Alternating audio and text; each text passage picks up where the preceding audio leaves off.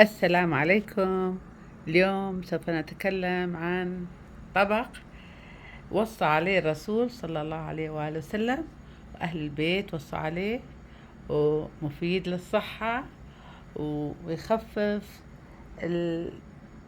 الحزن من قلب المريض، وله فوايد كثيرة. أكيد عرفتوه، هو التلبينة اللي هو كان محلبية الشعير. هذا نوع اشتريناه عضوي من الانترنت، ما شاء الله ممتاز بنكهات مختلفة.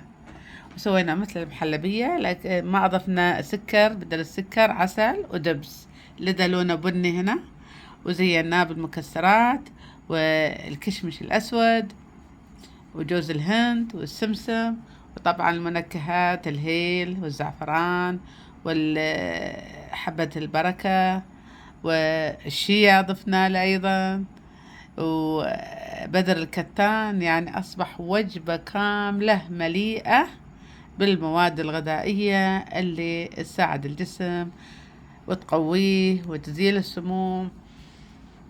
أضفنا له أيضا المثلث الذهبي من دي اكس ان اللي يزيل السموم ويساعد على الشفاء من الأمراض ويوازن الجسم.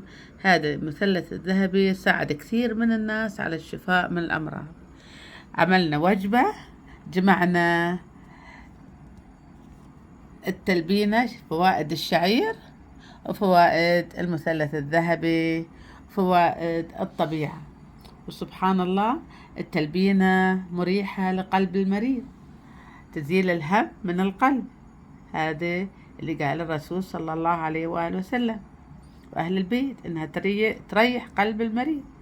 واكتشفوا العلماء أنها تخفض الكوليسترول وتعالج القلب وأيضا الاكتئاب والسرطان والشيخوخة، تأخر الشيخوخة وتهدئ القولون. يعني سبحان الله، الشعير التلبينة معجزة طبية وسنة نبوية، ما شاء الله تبارك الله. واحنا زيدناها وزيدنا القيمة الغذائية بمنتوجات دي اكس ام اللي هو الفطر الريشي والسبايرولينا والمورنزي.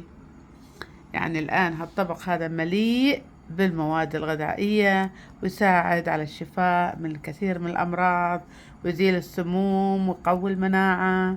ما شاء الله تبارك الله. ألف صحة وعافية علينا وعليكم.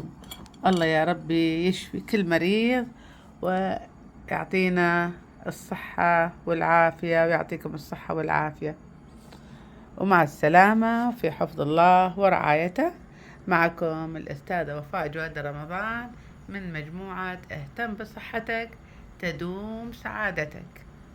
ومع السلامة وفي حفظ الله ورعايته.